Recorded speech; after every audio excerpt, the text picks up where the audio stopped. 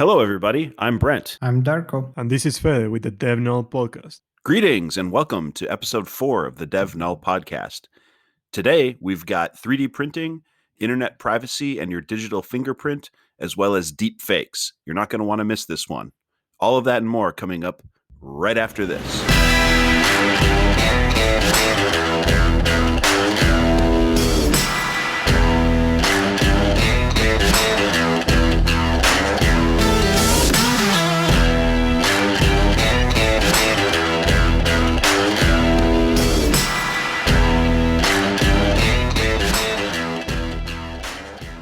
Okay, so 3D printing, guys. So let me ask you this. Do you guys have a 3D printer at home by any chance? I do not. No, me either. I've actually looked into doing some 3D printing, and I kind of like blew my mind at how complicated they are. And I just have this general dislike of printers anyway. So the thought of like supporting it with drivers and trying to get it to work with my PC very quickly lost its luster for me. I know, yeah, because you know the tech and like what goes behind the scenes, you probably don't like it, but in a sense, it's actually a very cool toy to have at home. I don't have it personally. I would like to, but yeah, I think it's one of those things that I'm gonna play around too much with it. I finally got my family out of like doing printer support, and I feel like if any one of them decides to buy a 3D printer, I'm just gonna have to like retire from technology at that point. I feel you. Well, anyway, in the last week, I stumbled upon a link about 3D printing, which actually blew my mind. Which I'll get to eventually, but let's look at this from the start. So, like, just for clarification, for anybody that doesn't know what 3D printing is, it's basically a construction of a three-dimensional object from like a drawing, a 3D model that you have on your computer. So it's all computer controlled. There's no manual manufacturing in this process. And this thing, even though now it's getting some hype, this actually started back in the 1980s. If you can believe that. Like at that point, 3D printers were used just for rapid prototyping. So they weren't precise. They took a lot of time to basically make anything. But if you needed to just come up with sort of like an MVP for a product, like a rapid prototype, you would use that.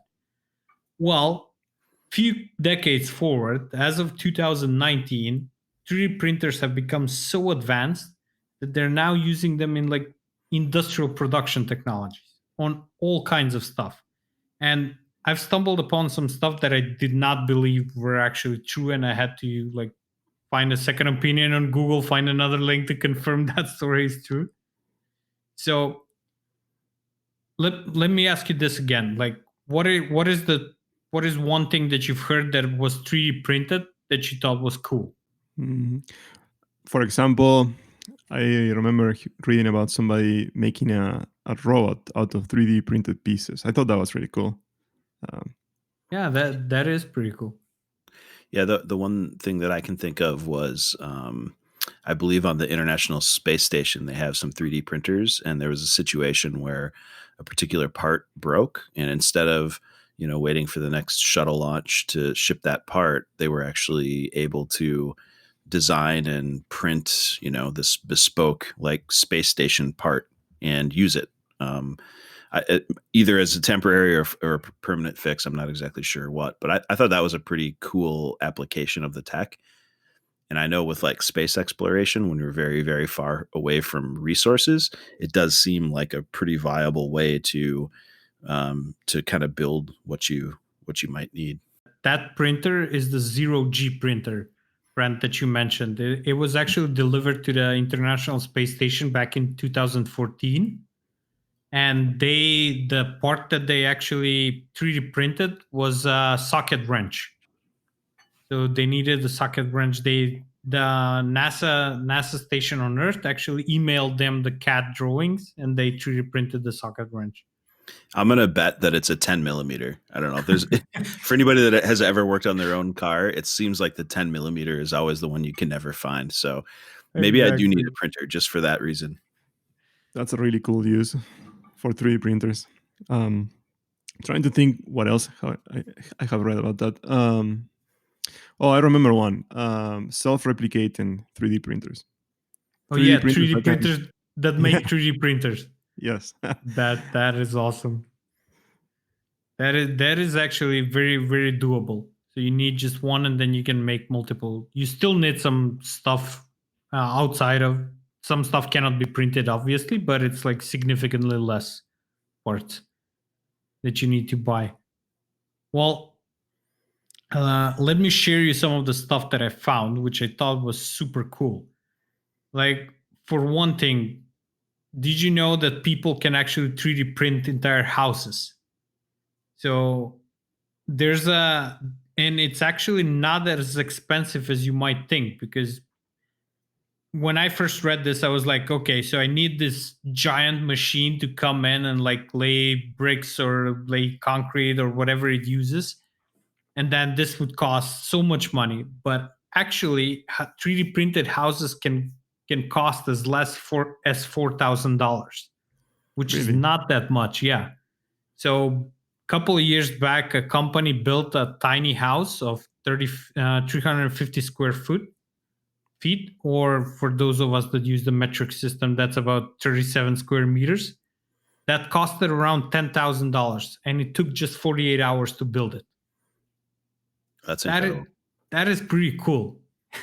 I mean, I guess it took a lot more hours to get the machine in place and like set it up. But once it actually started printing, it was done in like 48 hours.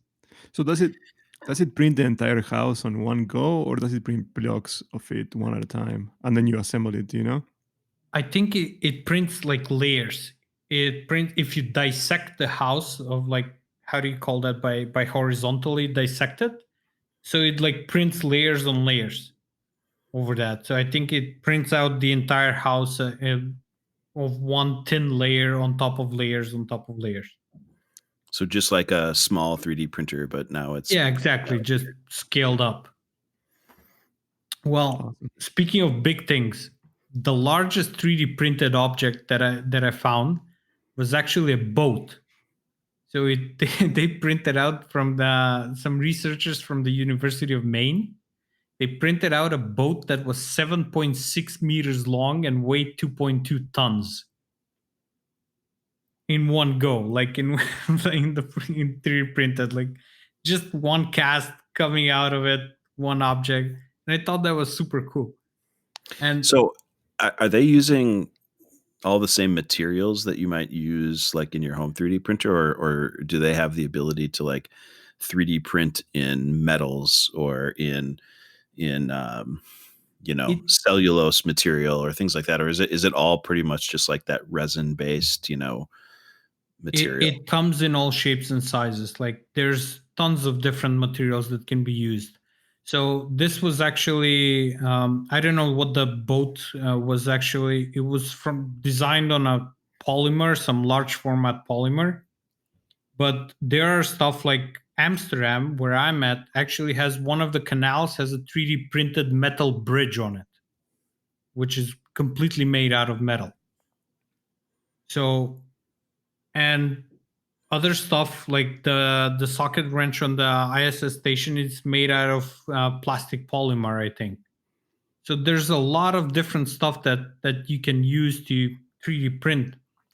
One of the coolest ones that I found was actually going from the biggest objects ever made to like the smallest object ever made.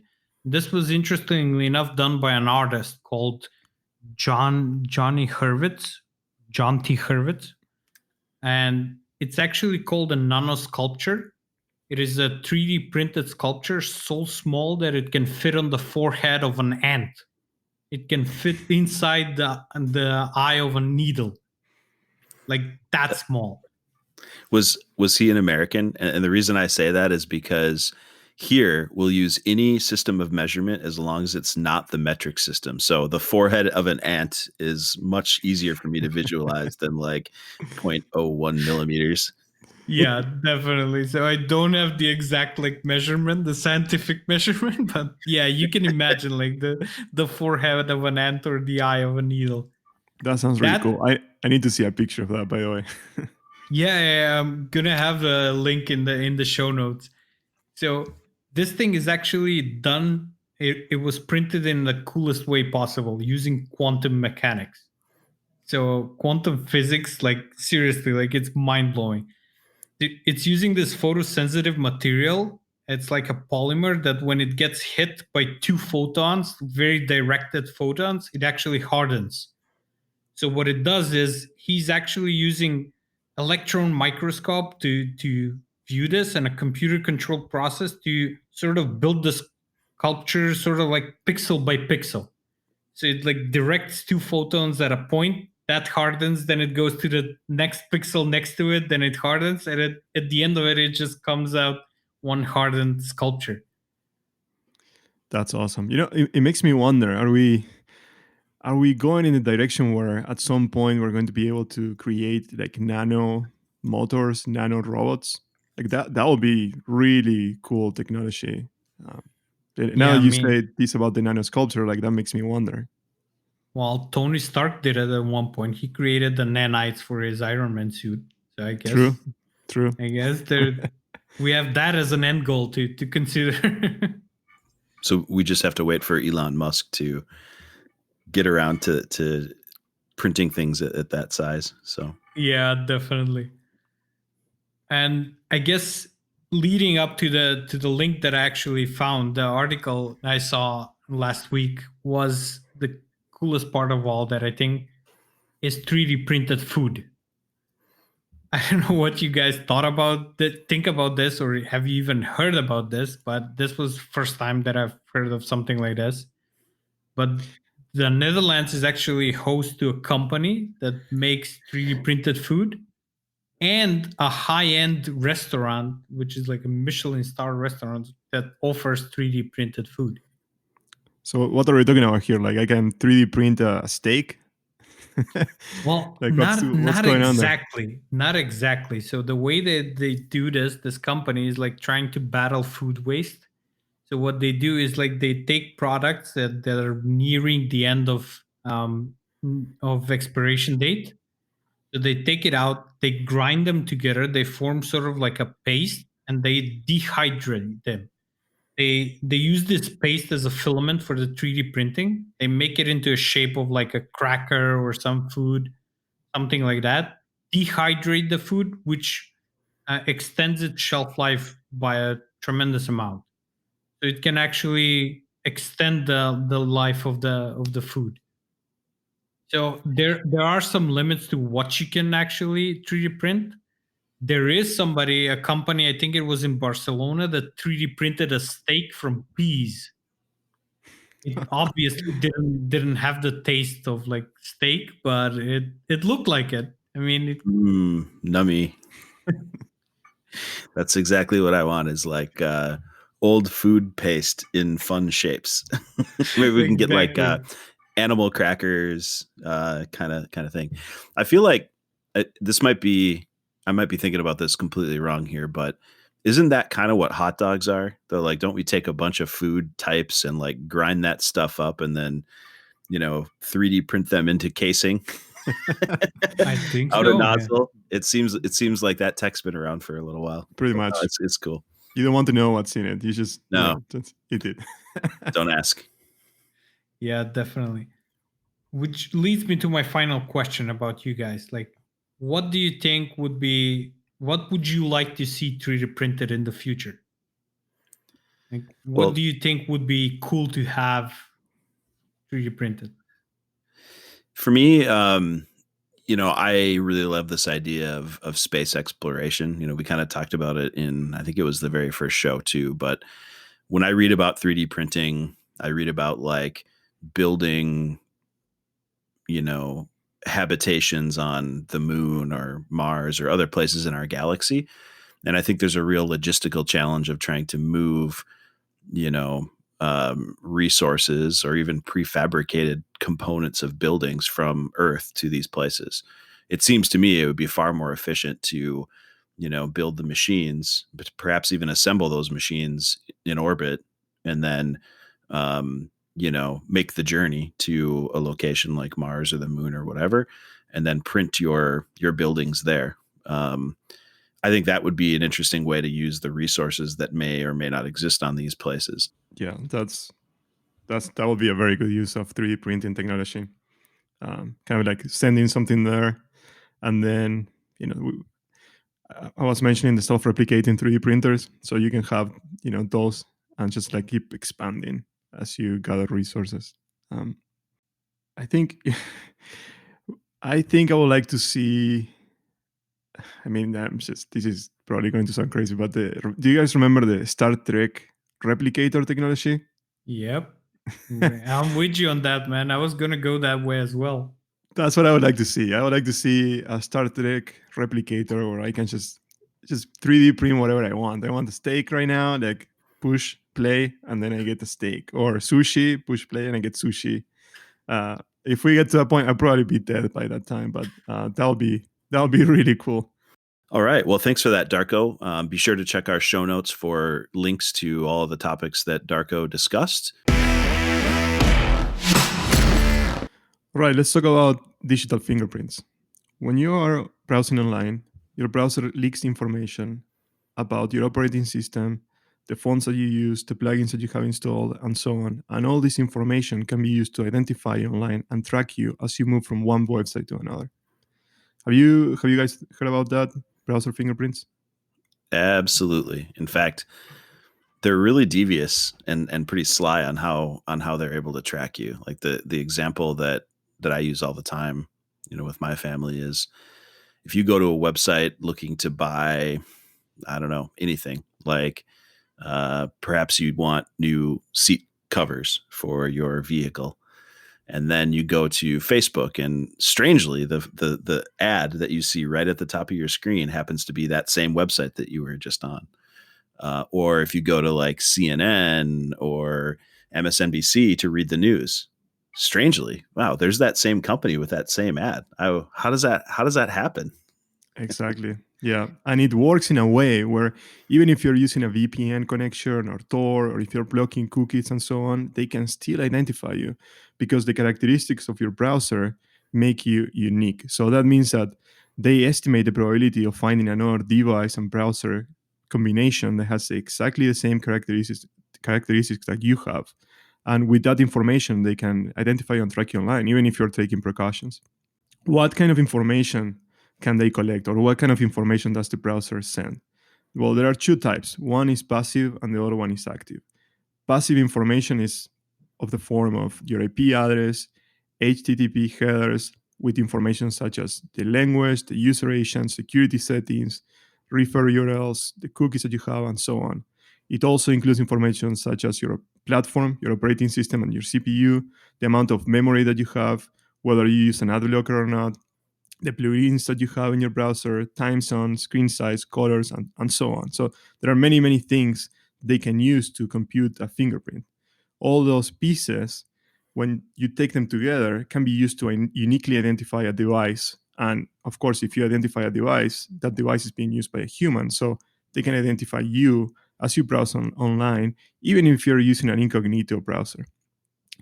Other forms of fingerprint are active, and by active it means that they execute code in your browser. For example, there is a thing called the canvas fingerprint, where they use the HTML5 canvas element to draw a ton of graphics, and then they observe how that is performing in your browser, and then they compare it to other browsers that they know of, and that can generate a unique fingerprint. In addition to that, there is also another one called the WebGL fingerprint. WebGL is for rendering 3D objects. Same thing, same idea. They make a bunch of code executions, and then they compare it, and they can use that information to identify you and track you online. They do the same thing with audio. So as you can see, there's a ton of stuff that they can gather from you that can be used to identify you online. And the tricky thing with this is, like, even if you take precautions, they can use that to identify you. So even if you turn on the do not track online, like, they can still, bypass that and track you anyways.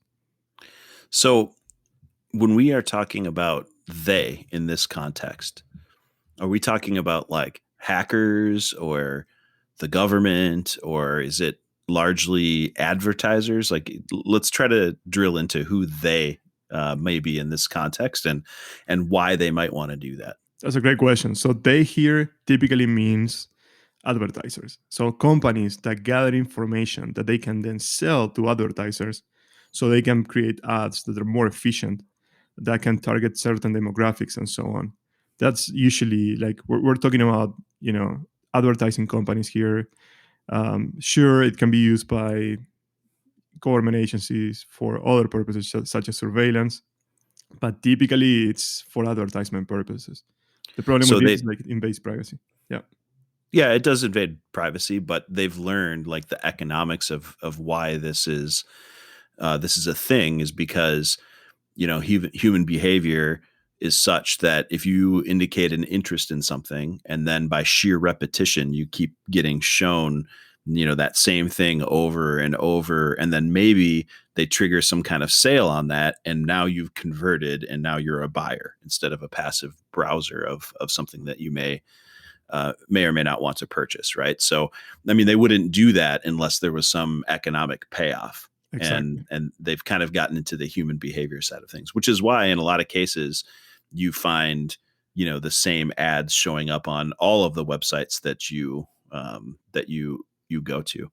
One interesting thing that I've seen too is I know that if you take these social platforms that have advertising built in, I haven't done like a direct experiment on this, but anecdotally, what seems to happen too is Facebook, I think, is measuring how long a particular ad is on your screen, whether you interact with it or not. Like you don't even need to click on it.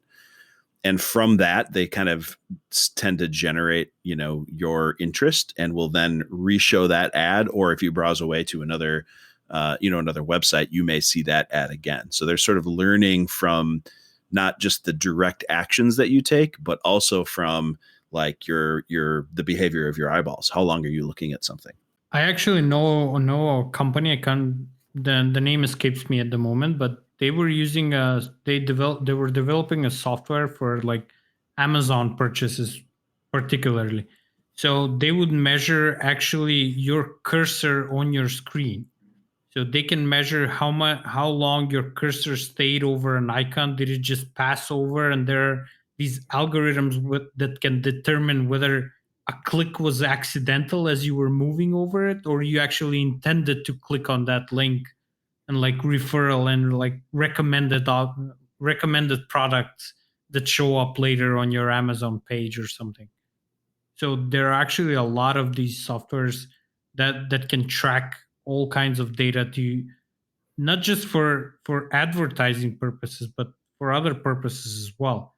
I mean, if I'm not mistaken, a few years back, it was the first time ever that the value of data actually surpassed the value of oil in the world.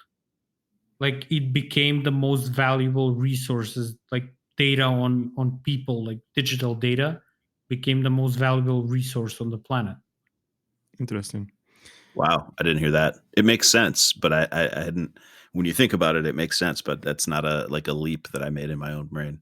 Yeah. Yeah. I don't know how much monetary value they ascribe to it, but if you think about it for a second, I mean, yes, it's being used to make ads more efficient because most of the revenue online, I believe, it's generated using ads. But my concern is, I understand that from that standpoint, but from the standpoint of a user, I'm browsing online. Do I want my information to be collected in such a way? Even if I say I don't, do not track, even if I turn that on, which by the way, it gets ignored more often than not. Should I care? Like, do I care about that information being collected? And what does it even mean? Like, what does it even mean when we say that they're tracking you online as you move from one website to another? Like, do we even know how that information is being used? Like, if you stop a second to think about how much information you're leaking every day, like the stuff that you search, the videos that you watch, who you interact with, like all the information, it is a ton of information. It describes you as a person, and it can be used to create a model of you, and then throw you into a database that can be used for who knows what in the future. So this is the type of stuff that I usually don't think about very often, but it's out there and it's happening, and who knows what the ramifications are going to be in the future.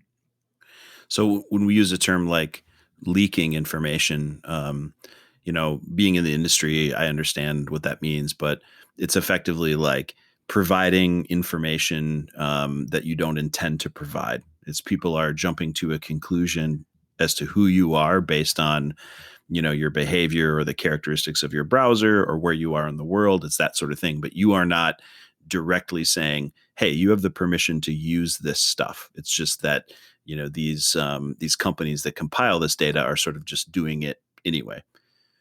It's interesting gray area because there's not like a law that protects this stuff, and knowing what we know about the way that like a web server operates, for example, in the logs of a web server, a lot of this data is collected for the purposes of debugging, right? So, or detecting, fraudulent activity. There's a lot of like, I'm going to call them like good uses for this data to exist. It's just some pretty smart people came to the table and said, hey, what else can we do with this data? And took a few leaps to say, hey, we can calculate, like a unique individual based on the sum of all of these parts. And then they ran with it, which I think is pretty fascinating when you think of it. Like, back when I was, like a sysadmin, this goes back a long, long, long ways.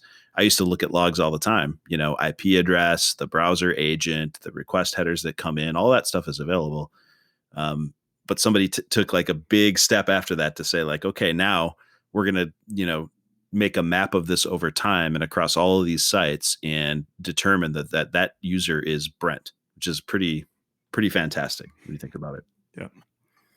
Yeah. Have you guys actually seen the Great Hack? It's sort of like a documentary movie on Netflix. Have not watched it. Yeah, watch it. It's pretty scary. It's pretty scary and deals with exactly this thing. Like, just how much data do these big companies know about you? I'm going to watch it this weekend. That's a good recommendation, Darko. It's actually, I watched it and it's pretty scary. I mean, I'm not scared of horror movies, but this scared me a lot. Like, there was, I think at one point they mentioned that they're tracking about 80 different key points for each person that they're able to track. Like your likes, your shares, your Google searches, your whatever it is you do online, everything is being tracked. And they figured out a way to not just do this for like financial gain, for like advertisement, but they've actually managed to use this data to influence something like elections in certain countries, which is the more scarier part. Like, it's one thing to go after money selling a product, it's like a new version of marketing. But when you have the power to influence something like local elections or presidential elections, that is scary. What could be done, Fede? Like, let's say you wanted to in some way be largely anonymous when you're online. Is it even possible? That's a great question. It's becoming more and more difficult. It's evolving, like a few years ago, maybe you could get away from this kind of stuff by saying like, do not track, being careful about the cookies that are stored in your browser and so on. But now, like using VPN connections, but now this stuff can track you even if you use VPN. I think it comes in layers, right? Like there are some things that you can do. You can use a tracker blocker. So there are add-ons that you can install in your browser that can help you avoid being tracked like this. For example, uBlock is one, Privacy Badger is another one, and so on. You can also try to make the fingerprint of your browser less unique. And you can evaluate this. There are websites online, like for example, Cover Your Tracks is a website created by the EFF. They allow you can go there and you can, it's just, you don't really have to do much. You just go there and you click a button and it will analyze the fingerprint and tell you what your fingerprint is, like what's the likelihood of finding another device with the same characteristics as yours. So you can do stuff like that. So I'll say that's, from a user standpoint, that's what you can do. Now, I think that for leaking information from a browser, the underlying problem is that the browsers are leaking too much information. So maybe that's another thing that can be looked into. Why do we need to send so much information or make so much information available? Maybe a better solution is to make browsers that by default do not leak so much information to the servers. But that's a separate topic. So the incognito option that shows you the little like spy person, which kind of gives you the I don't know, perhaps false sense of security that you're perfectly anonymous, doesn't matter, does it? It's a bit better, but no. In some situations, they can still track you from one website because you're still using the same browser. So it makes it a bit less likely, but you're still sending information over that can be used to identify you online. I don't think you can get rid of your digital fingerprint. I don't think you can be fully anonymous, but you can definitely reduce it. For example, if you take certain measures into your daily use of internet, I think you can get it to be a bit less. You can become less unique.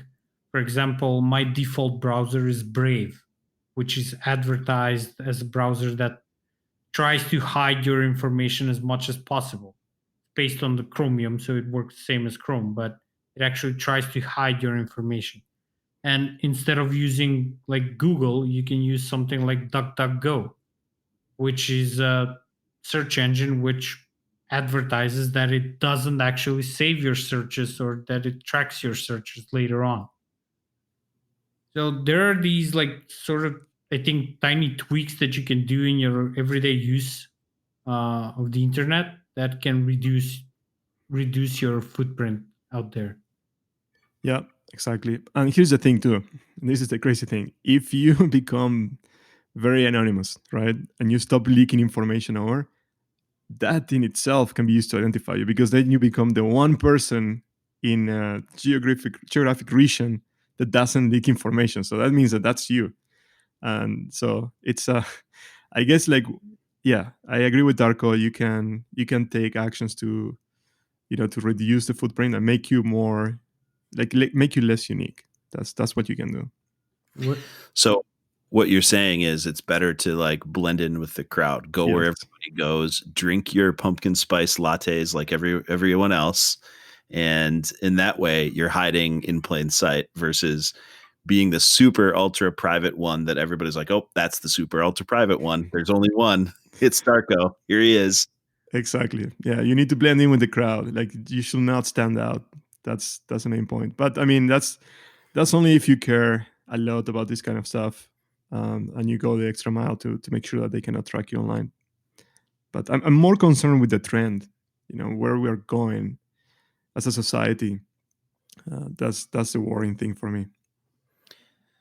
I would agree. I mean, it seems like if you look just at ad retargeting, which is I think what the industry calls that, it's gotten extremely sophisticated in a fairly short amount of time.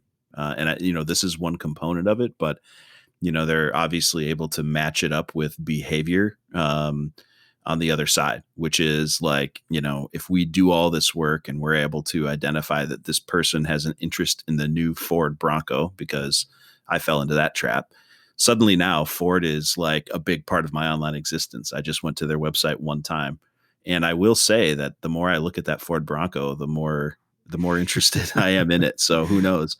I'll let you know next year if I end up buying one. Then it was probably worth all the effort to figure out who I am. Yeah, exactly. One thing before we wrap this up, there are good uses for this.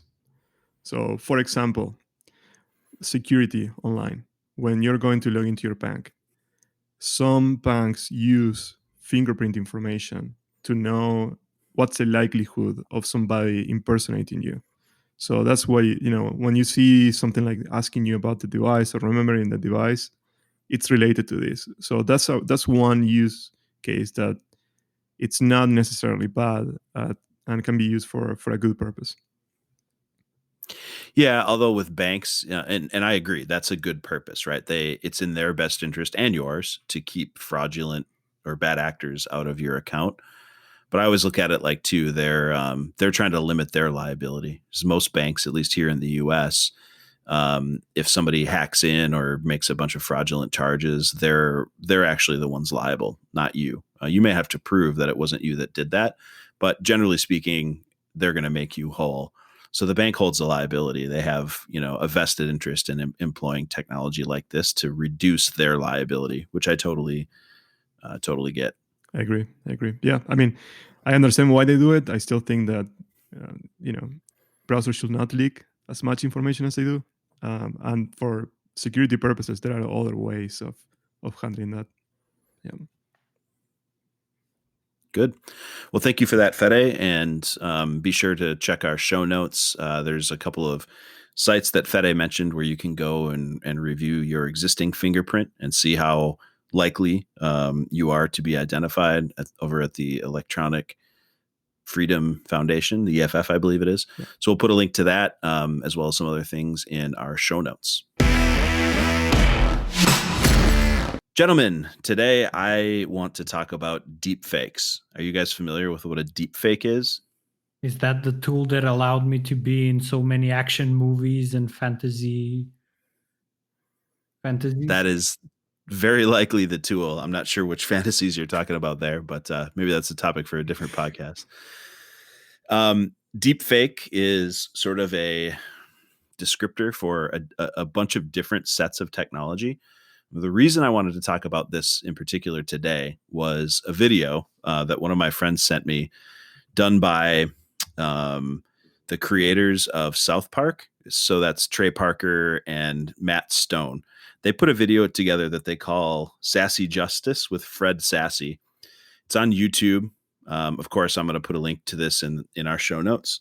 It's really brilliant. So they made basically a comedy sketch about this reporter who is investigating what deepfakes are capable of. And in the video are people like Al Gore, Ivanka Trump, Zuckerberg, to name a few. And it's pretty incredible how close these people are. Now, in this video, the voices are very obviously Trey Parker and Matt Stone. But visually speaking, I mean, they look like, Al Gore, Ivanka Trump, and there's a whole bunch of Mark Zuckerberg in there in some really, really funny ways that you need to see. So I found that interesting. And of course, I had heard of deepfakes going back, a couple of years, but haven't really spent any time looking at the actual technology that's behind it. So this week, being a bit of a short week with work due to the Thanksgiving holiday here in the United States, I decided to use some of my time to just look into the technology behind deepfakes and what's possible, and kind of, I think more importantly, what level of knowledge and experience do you have to, or do you need in order to play around and make some deepfakes? That was ultimately my idea. Well, it turns out that the barrier to entry is pretty low, and many people probably already have some of this tech on their phones. So I think most people in the last couple of years have heard of Face app. That's the app you can get on your Android or your iPhone that will, show you the female version of yourself if you're a male, and vice versa if you're a female. There are some videos that you can insert yourself into, like Darko was talking about, using what is that? Reface. That other piece of tech. Reface. That's the one. App. That's the one I have. Yeah. All of those apps work on a pretty similar set of technology.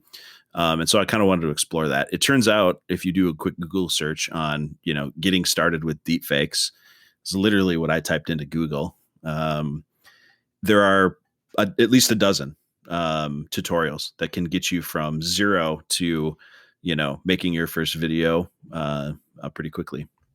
And the way this technology works, the first thing that it does is you sort of break down your video into each frame, right? So there's a program in the stack that allows you to do that. Then you run an algorithm which effectively builds up a neural network, and that neural network is some bits of computer code that are capable of learning. And what that neural network is learning is how to translate the face that you want to swap in with the face that is already in the video. And it takes more than one pass, but you spend time training your neural network to get good at like transforming one face into another face. There's a lot of technology in that neural network. It's really complicated, but if you want to make a deep fake, you don't need to understand how that works down, super deep. But I did take a look into it. What's crazy is the way that these neural networks work. Nobody really understands specifically how that technology works. It just works, which gives me a lot of pause with artificial intelligence and neural networks in particular. Pretty crazy stuff. But with a pretty respectable set of home hardware, for example, a GPU with between 4 and say 12 gig of RAM, you can start to play around with these neural networks and start transforming videos. Or if you want to get even a little bit more sophisticated, you can use GPU enhanced cloud compute resources on G Cloud or AWS or Azure and do it a lot faster, which is what FaceApp and Reface are doing, because they're kind of doing it in the real time. Or Snapchat, for example, the filters that they have, a lot of those are built on this similar kind of transformation technology. So the experiment that I ran was just a super, super short video. And I'm going to include a link to the example that I used. I'm not going to use my video because it's too embarrassing. But on my home hardware, which was Windows 10, I've got a RTX 2080 Super. It took, I don't know, less than 5 minutes to render a video with a pretty decent looking, not perfect, but pretty decent looking face swap, which I think is really, really pretty incredible. Purely from a technology perspective, it's super amazing what computers are able to do these days. But it also brings some interesting questions to bear. Like these really, really good deepfake videos that exist out there. Some are starting to dabble in audio as well. It won't be too long before you can make a pretty realistic, video with someone else's face and potentially even their audio. And that is interesting and scary at the same time. It scares the heck out of me, to be honest. I was hearing you talk and I was thinking, man, I need to go and remove all my pictures online. Yeah, I don't know. I mean, where is this thing going? Like, I'm starting to think about scenarios where you're in a Zoom call and then somebody joins and impersonates you. You're, like, it's just what does this mean? Like, kind of scary, to be honest. Yeah, it is scary when you think about it. But then from another perspective, Photoshop and like tools like Photoshop have been around for quite a while now. And we've seen like these fake images and fake pictures and whatnot. And like, yes, video is the next level to that. It's a bit more scary. It's not as easy to fake as a static image. But then I think about the other side of this. Like right now, Photoshop has a tool that allows you, if you just drop in a photo, it can actually tell you whether it's been manipulated. So by using some tools like digital forensics, it can actually verify whether something is fake or not. This is obviously for anybody that wants to use this for any kind of malicious intent. But yeah, I agree that finding a video of you that is not real and then having to explain that to somebody without access to digital forensics tools, it can be quite scary. Yeah, it's interesting. Like I've seen fights on the internet where just take the image example, the classic one, and I've talked about this a bunch of times.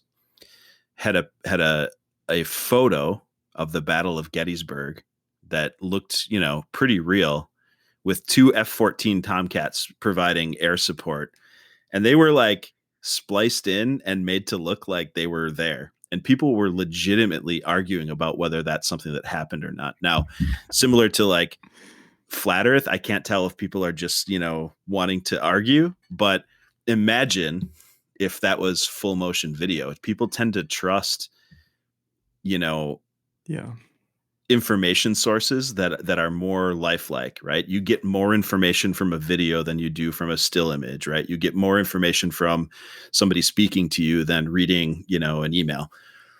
And I think that there is going to always be like a subset of our population that just aren't going to understand that these things are possible and how easy they are, right? Because it sounds really complicated when you start talking about neural nets and AI and all that. And truly it is, right? That's the realm of hardcore computer scientists and mathematicians.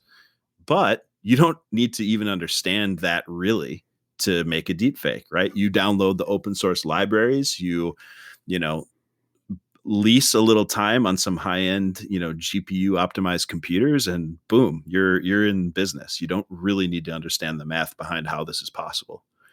Which, I think, again, there's a set of people that are going to, like, if they see a video with George Washington talking about, the new Ford Bronco, that some of them might think that's real. Yeah, that's the thing. I mean, we have people that believe anything they read online. Imagine if they see a video of a famous politician like saying something and it's fake, but they're not going to even stop to think that it could be fake. They're just going to take it at face value. So that's a scary part. It's fun too, though. Let me say that it's fun knowing that you can play with this technology and you can do a lot of fun stuff, right? Like there's so many things you can do, but it's yeah. it's so fun that the Face app, I don't know, did you guys remember reading this? So when Face app first came out, like everyone and their mother was playing with this technology and making themselves old and making themselves the other gender or whatever. Our US government came out with a statement to say that, hey, government employees, do not install this on your phones. Because I believe the developer was Chinese or Russian or one of those actors. And like this possibility that they're just collecting all this data on Americans is kind of alarming. Yeah. And it's likely, sure. So I agree with you. It is fun and it's kind of addicting, but also you kind of need to wonder like, wow, why, what's motivating people to do this stuff as well? It can be used actually in like non-harming context. Like there was this video that I saw, I don't know, about a month or two ago, and I was laughing like for 20 minutes straight. It's actually a video for the song "Video Killed the Radio Star," but the whole video is made from the two famous portraits of Hitler and Stalin, but they were animated as they were singing the song. And it was so lifelike, like it was so well made. I was in shock. Like whoever made this is a genius. Yeah, it's pretty impressive. I mean, well, you could do that now if you wanted, Darko. You could find like a video on YouTube of somebody like, doing breakdancing, like, and doing it really, really well. And then just insert your face into it, share it around, and man, it looks like you know how to breakdance. It's pretty incredible. The one place that my mind goes, take nation state, kind of like nefarious intent actors out of the pool for a minute. Think more locally, hackers that want to, infiltrate or get into your enterprise using social engineering. Well, imagine if they can get on a Zoom and look like your CEO, for example, or your head of finance or things like that. Like that is, I don't know, maybe people are already thinking about this, but that does give me a little pause because again, in most businesses, we spend a lot of time talking about security and doing the right thing and trying to stop, social engineering before it even starts. But man, if somebody looks like you, talks like you, sends email like you, makes it real hard for the average person to be able to like just understand what's happening and why. So I think there are other things that we may need to revisit as it relates to that going forward, and just how do we verify that someone truly is who they say they are. Yeah, that's a good point. Especially now when we're talking about facial recognition and voice recognition and so on with this technology, and especially saying that it's easy for people to use. They don't really need to know how it works, or they don't need to know much about computer science. Like that's a scary part. Yeah. The other one that comes to mind is pornography. Maybe that's where we find the advanced use cases first, like generating deep fakes of celebrities and so on. I mean, I'm pretty sure maybe that's already happening right now, but I don't know, but it seems like it's something that somebody could try. Highly likely. Yeah. There's another case that I'm thinking of right now. So when I moved to the Netherlands 2 years ago, I tried to open a bank account, and one of the options was this all digital bank. It's called Bunk here. So they have no offices. You cannot go to like a physical space and just request for a bank account. Everything goes online. So the way that they authenticate you is they sort of get you to send a video of you. I think it was a live call or something automated that you're supposed to appear on camera. They give you random words that you should say out loud, and maybe, I don't know, tilt your head to the right or left or raise your arm or something like that.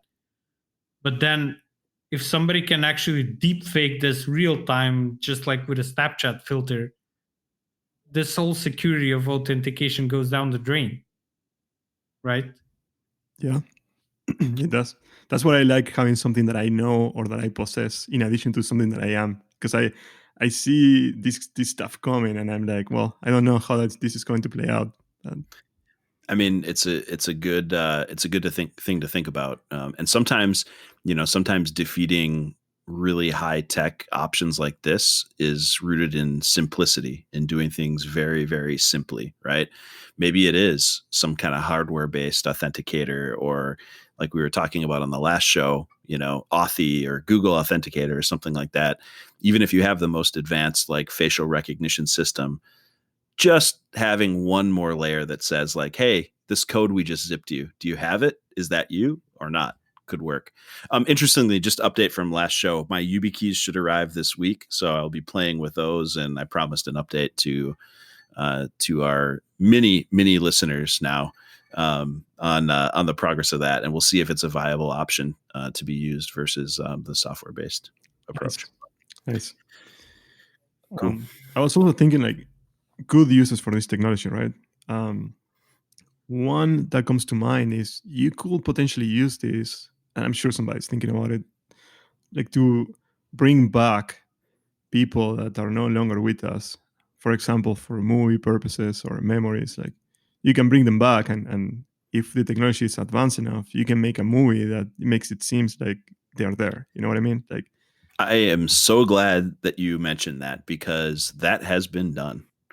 Really? Wow. The latest Star Wars, the actual, I believe it was, I know I'm going to have to like double check this and put a link. But one of the Imperial generals that starred in the original 3, who has since passed away, they sort of used CGI. I'm not sure if they used deep fake technology, but they had an actor stand in for him and basically made the original actor appear as if he were live. That's really cool. That is super cool. Another thing too is like, imagine, because we're, all of our kids are doing online school and remote learning, but imagine if you're in college and Albert Einstein is the one to teach you about the theory of relativity. Like, how cool would that be? Even though it's not, right, really. But if you talk about engaging and learning things at a deeper level, and some of these folks, like, they would literally be immortal if you could use the tech in that way, which I think, all of the scary stuff aside, that's pretty darn cool. Yeah. Music concerts too. You could have them in many places at once, and it looks like the real thing. I don't know. Like, yeah, very cool. All right, gentlemen, great discussion today. We really appreciate your time listening to us on the DevNull podcast. We'll see you next week. The DevNull podcast is a bi-weekly science and technology podcast brought to you by Darko Klincharski, Brent Kastner, and Fede Zagarzazu. Hey, and if you guys have any feedback for our show, do let us know. You can find our contact details in the show notes. Thank you for tuning in. Until next time, have a great day.